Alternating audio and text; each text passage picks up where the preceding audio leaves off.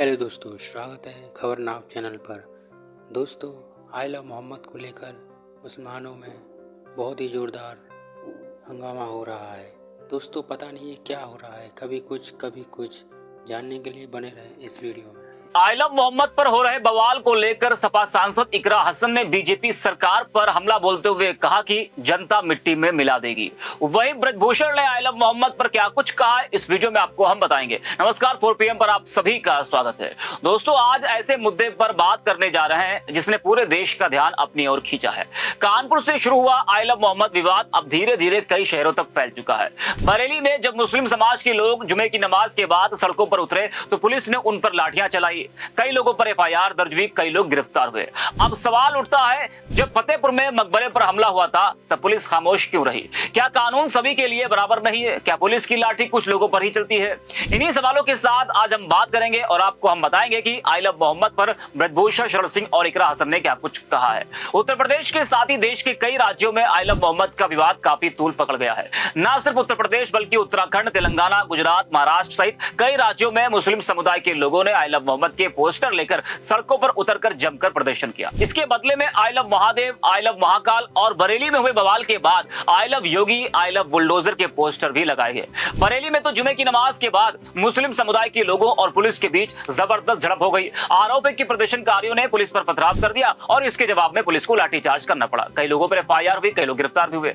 वहीं आपको बता दें कि कैराना से सपा सांसद इकरा हसन ने इस पूरे मामले को लेकर योगी सरकार के तरीके पर ऐतराज जताया है। इकरा हसन ने कहा कि राज्य की भाजपा सरकार को संविधान से लेकर नागरिक अधिकारों तक का पता नहीं है। तानाशाही से कोई रुकेगा नहीं और इनको जनता ही मिट्टी में मिला देगी। जरा आप सुने इकरा हसन ने क्या कुछ कहा है। देखिए, उत्तर प्रदेश में तो जो सरकार चल रही है उन्हें ना संविधान का पता है, ना इस देश के अधिकारों का, इस देश के नागरिकों के अधिकारों का पता है। ये किस तरह की कानून व्यवस्था इस देश में चल रही है हमें समझ में नहीं आ रहा है, क्योंकि कोई अभद्र टिप्पणी करे उस पर समझ में आता है, लेकिन एक त्योहार पे अगर अपने मजहब के लिए कोई अच्छी बात कह रहा है, आई लव मोहम्मद हुजूर पाक सल्लल्लाहु अलैहि वसल्लम के लिए कहा गया, जिन्होंने हमेशा अमन और भाईचारे की और पूरे दुनिया भर में, न सिर्फ देश में, उनके मानने वाले, चाहने वाले हैं। और इनके इस तरह के फरमानों से, इस तरह की तानाशाही से वो रुकेंगे नहीं, कोई भी नहीं रुकेगा। और मैं ये समझती हूँ कि सरकार को सोचना चाहिए कि किस तरीके से हर मजहब पे अगर इसी तरीके से आपत्ति लगने लगे तो कहाँ हम खड़े होंगे, क्या हमारे देश के लोग हमसे सवाल करेंगे। ये बहुत ही घिनौनी इनकी हरकत है और हम इसके सख्त खिलाफ हैं। और ये सरकार जो है, ये दिन पर दिन इनका स्तर गिरता जा रहा है और इनको मिट्टी में मिलाने का काम ये जनता करेगी। तो इकरा हसन को अभी आपने सुना।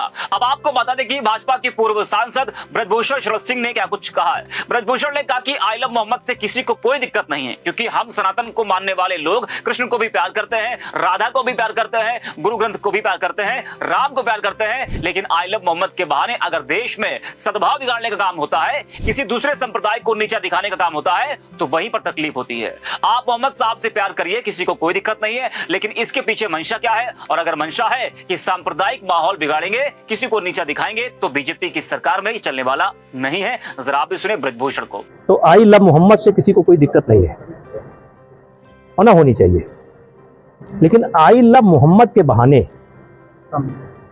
अगर देश में सद्भाव बिगाड़ने का काम होता है और किसी दूसरे संप्रदाय को नीचा दिखाने का काम होता है, वहीं पर तकलीफ होती है। आप मोहम्मद साहब से प्यार करिए, किसी को कोई दिक्कत नहीं है, क्योंकि हम भी कृष्ण से प्यार करते हैं, गुरु साहब को, गुरु ग्रंथ को प्यार करते हैं, राम को प्यार करते हैं, कृष्ण को प्यार करते हैं, इसमें कोई दिक्कत नहीं है। लेकिन इसके पीछे मनसा क्या है? अब अगर मनसा है कि सांप्रदायिक माहौल बिगाड़ेंगे, किसी को नीचा दिखाएंगे, तो भारतीय जनता पार्टी की सरकार में चलने वाला नहीं है। तो क्या लगता है कि इसी बहाने बरेली का जो मामला पूरा हुआ, क्या किसी की साजिश या इसी के आड़ में किया गया, आई लव मोहम्मद की आड़ में? देखिए, सरकार बिल्कुल सतर्क है और प्रदेश का माहौल किसी भी बहाने अगर बिगाड़ने की कोशिश होगी तो बर्दाश्त नहीं होगा। जिस तरीके से योगी आदित्यनाथ ने कहा कि भूल गया मौलाना कि उत्तर प्रदेश में हम लोग लगातार बर्दाश्त कर रहे थे, धमकी देकर दंगा भड़काया जा रहा है। देखिए, सरकार हर मोर्चे पर सतर्क है और किसी भी परिस्थिति में प्रदेश का माहौल बिगाड़ने की जो भी कोशिश करेगा उसके खिलाफ कार्रवाई होगी। लेकिन नेताजी, ये जो पूरा एक आई लव मोहम्मद का आड़ दिया जा रहा है, क्या ये नवरात्रि से पहले भी हो सकता था कि इसको नवरात्रि में ही बढ़ावा दिया गया? अब यही एक नई चीज निकल करके आ रही है, ये एक नई चीज निकल करके आ रही है कि ये नारा आपने किस समय दिया और किस परिप्रेक्ष्य में दिया। इस बात को सरकार संज्ञान में ले रही है। तो सुना आपने। आपको बता दें कि यह विवाद 4 सितंबर को कानपुर के रावतपुर में 12 वफात के जुलूस के दौरान शुरू हुआ। यहां पर मुस्लिम समुदाय के लोगों ने एक बैनर लगाया था जिस पर लिखा था आई लव मोहम्मद।